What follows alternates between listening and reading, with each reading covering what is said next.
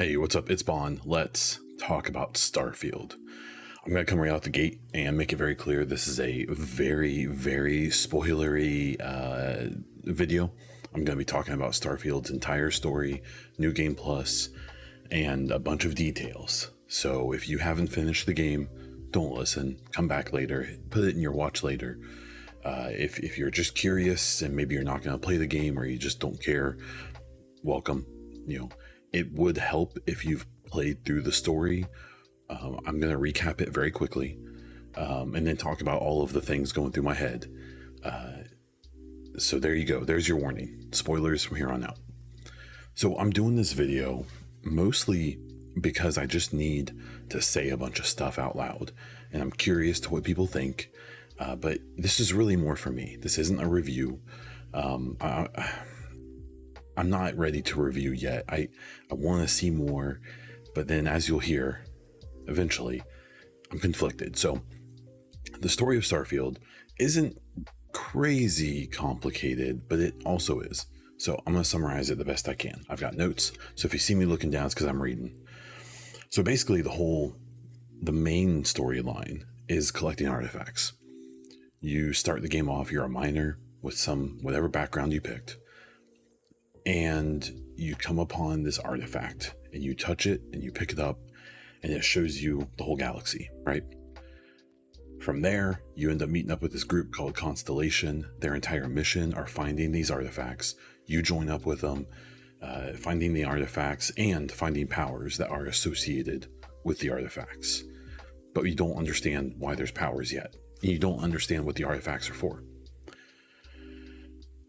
At some point in the game, maybe halfway, maybe 2/3 of the way through the main story, you start getting interrupted when you're trying to find these artifacts by these things that come to be known as Starborn.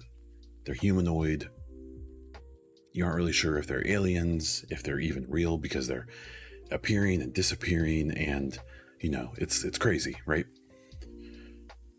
So you continue on finding artifacts. You take out a couple of these Starborn while you're getting the next couple of artifacts, and then you get confronted. And the thing to know that's important here is that the Constellation, this agency or this group, has two hubs. One is up in space. It's a big satellite that's looking for anomalies to go find more of these artifacts. And then one is the Lodge. It's the Eye is up in space. The Lodge is their base in New Atlantis, the big city on Jameson, which is kind of the center of this story, at least the main story. So one of these Starborn, called the Hunter, who you can meet at the very beginning of the game, which was kind of cool, has attacked the Eye, the satellite, and is coming to the Lodge. And you make a choice to either stay at the Lodge and help them fight, or to go to the Eye and see who you can save or what has happened. What this leads to is the game determining there's 4 main companions, and they're the romanceable people. And whatever 2 you've interacted with the most, it seems like, one of them is on the Eye and one of them is in the Lodge. In my playthrough, I romanced into the point of marriage, was with Sarah, the head of Constellation. And I guess I ran with her the entire game. So I guess because I ran like one mission with Sam, he stayed in the Lodge. Sarah was up in the Eye. So I choose to go to the Eye to save Sarah, obviously. So I head up there. She's hurt, but I help her out. Everyone's hurt in some capacity. The Hunter messed up the Eye, really messed up the satellite. But we get everyone together and we go back down to the Lodge, and Sam is dead. Sam is accompanied by his daughter in this game, who is not a big fan of you after this. So you continue on after this. You can even participate in like a funeral for Sam or whoever dies in your playthrough. And one of the last artifacts that you go get, you find out is on Earth. Now, you can learn in the game before this point that Earth was abandoned because it lost its magnetism. It lost its magnetic field, which caused the atmosphere to dissipate, and it became unable to live on. There's this mission where you go to a NASA launch site in the United States. It's just a barren desert now, but what you find is that, and I'd have to read the details, but basically a scientist at NASA got wind of this technology to do all your jumping around the galaxy. That tech was introduced to them by a Starborn, and the testing on that tech on Earth is what killed the gravitational field.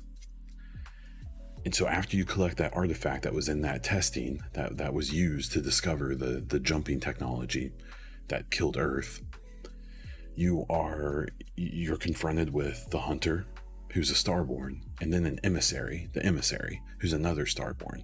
One's in black, one's in white. You can get the theme here. And they basically explain to you, okay, hey, we underestimated you. We thought you were just another bump, but here's the truth about everything. And they explain how they were once just regular people in their own reality or their own universe, and they collected all of the artifacts, and they participated in the Unity, and the Unity dissolved their being and sent them on a new start in another reality in a multiverse situation. But they kept all of their power and all of their memories. So they were able to go to these different realities in the multiverse and collect these artifacts over and over again and become more and more powerful. Well, the Hunter's take is that nothing matters but being more powerful. He didn't want to kill Sam, but he did because it was the easiest way to get his job done. He's just trying to get more powerful. Where the emissary has a more diplomatic approach and a sense of responsibility with the Starborn power. You can pick between them, or you can pick neither of them, and then you are set off on going after the last couple artifacts, which once you get them, you can open up the Unity and do what they've done, become a Starborn. There's a really interesting mission where you pop between two realities during the mission. I won't spoil it because you should have played it anyways. You go to the final artifact. It's heavily defended by one or both of the Starborn, depending on your choices. And you defeat them, you get the final artifact, and then you're presented with the choice of opening up the Unity, putting all the artifacts together and opening up the Unity and, becoming a Starborn, leaving the reality that, and this is where I'll stop for a second. So you have to keep in mind that for the first 30 hours of this game, I had no idea this was coming. I had played through a couple of the pirate, most of their story, all of the UC Vanguard story. I had done a decent number of side missions. I spent like 3 days not touching the main story at all.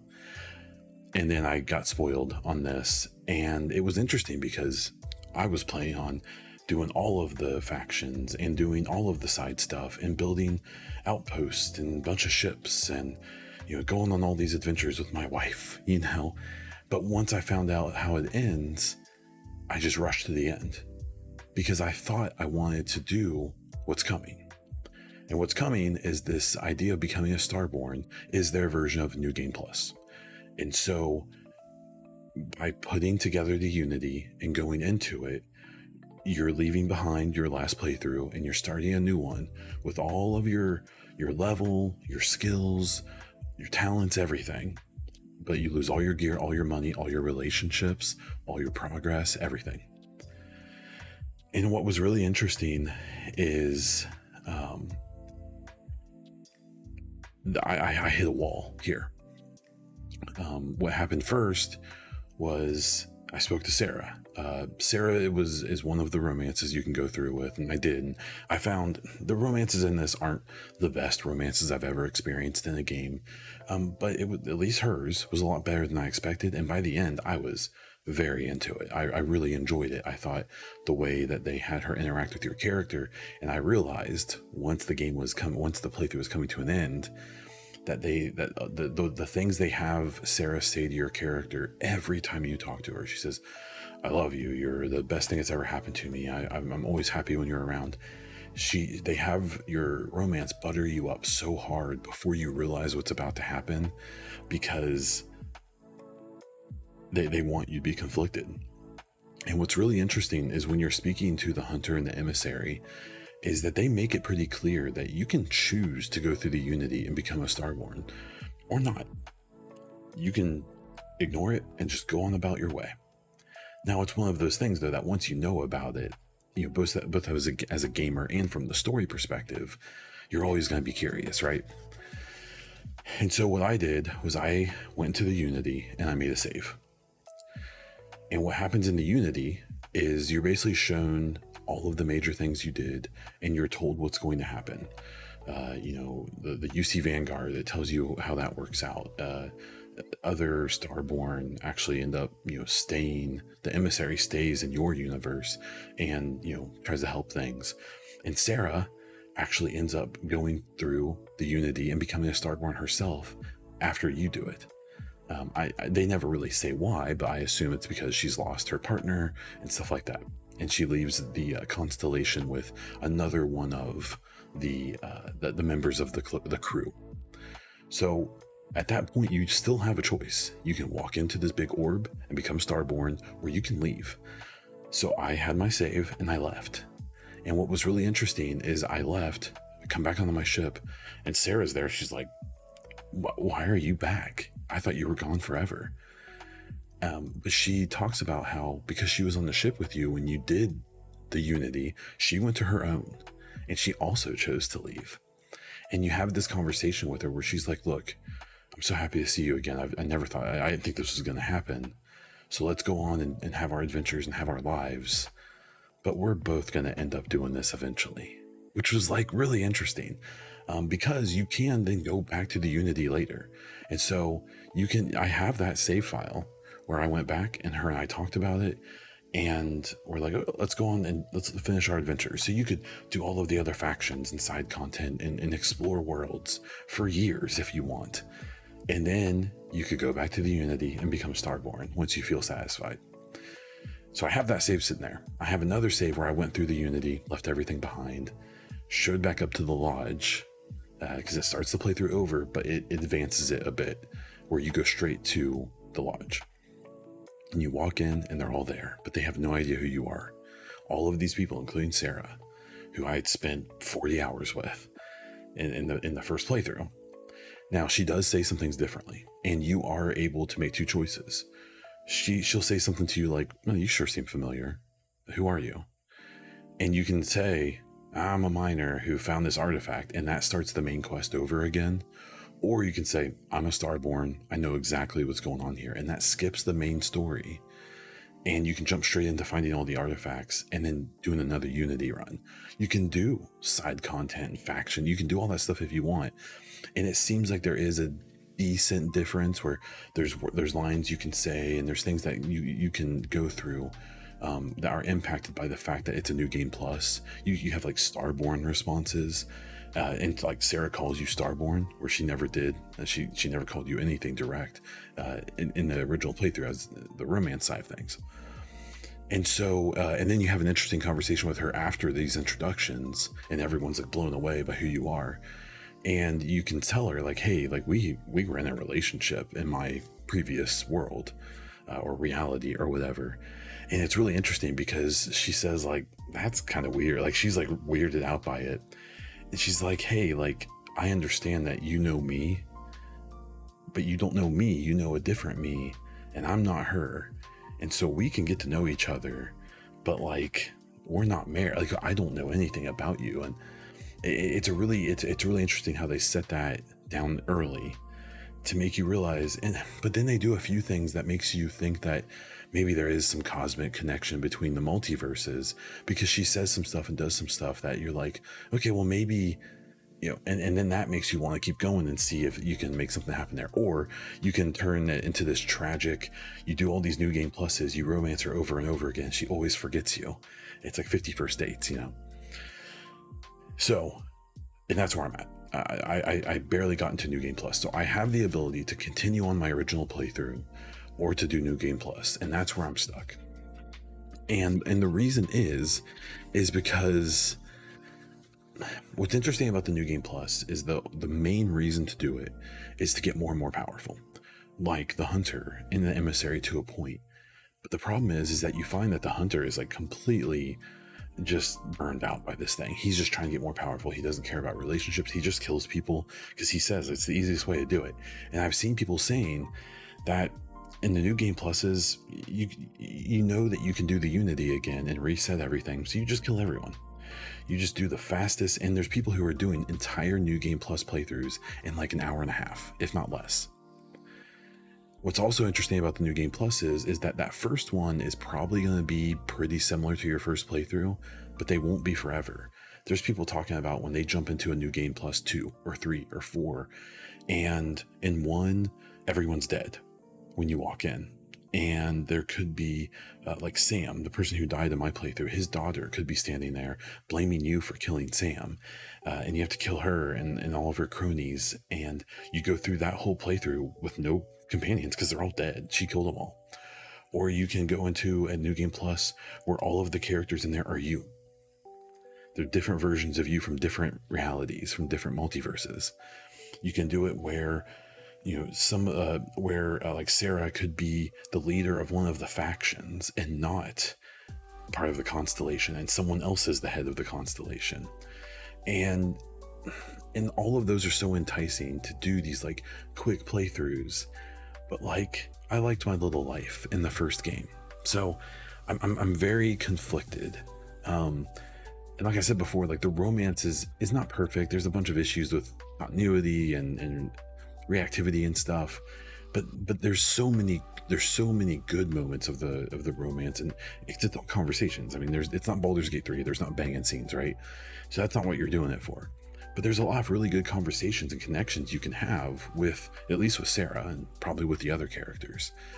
And it was maybe not Baldur's Gate 3 level or Mass Effect level or whatever of connection, but it was good enough that I was, and I still am, conflicted about how to move forward with this game, because I liked my little situation, and I'm afraid that in all these new game pluses I'll never feel that again.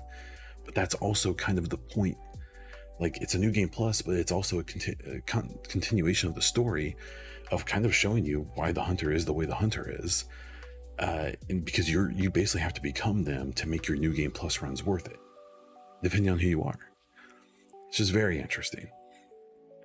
So I'm really struggling. My two ideas for how to move forward are to bust through 10 new game pluses as quick as I can over the next few months, hit that new game plus 10, and then hope that's a version of the world I want to continue and actually settle in and play through all of the content.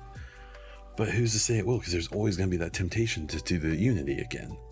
And maybe the romance I want to do won't be there anymore. Or maybe she'll be something else. Or I don't know. Or I can go back to that save where I left the Unity and I'm still in my original game and I can finish out all of the side content.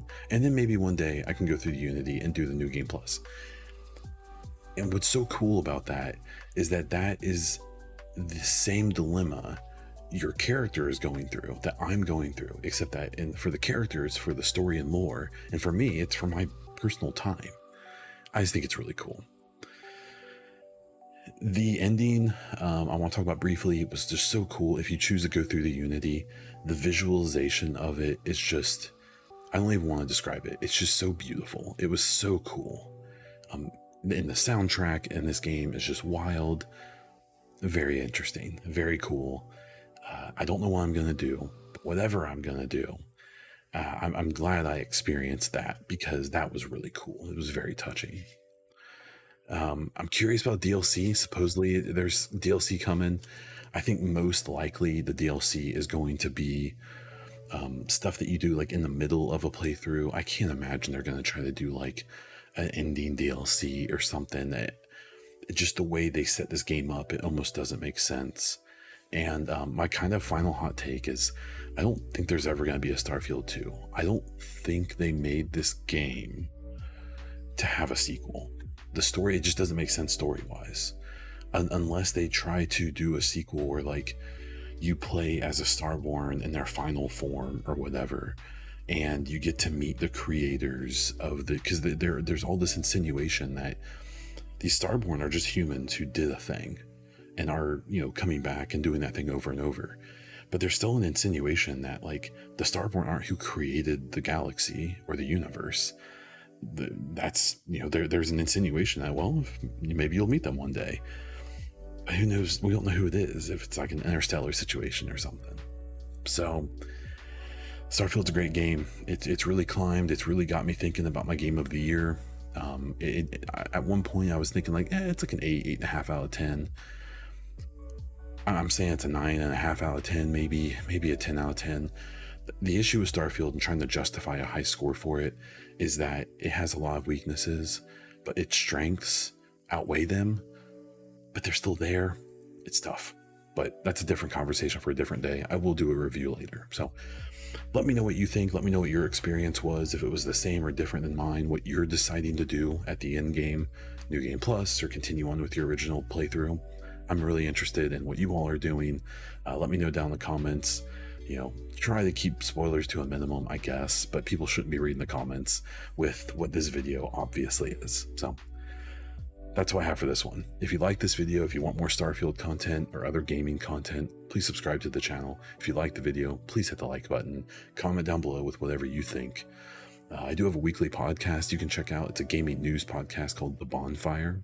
So check that out on all streaming platforms and right here on this YouTube channel. You can find me all over the internet as Bon Diesel, and you can help support this channel and support my other content by going to patreon.com/Bon Diesel. That's all I have for this one. So until next time.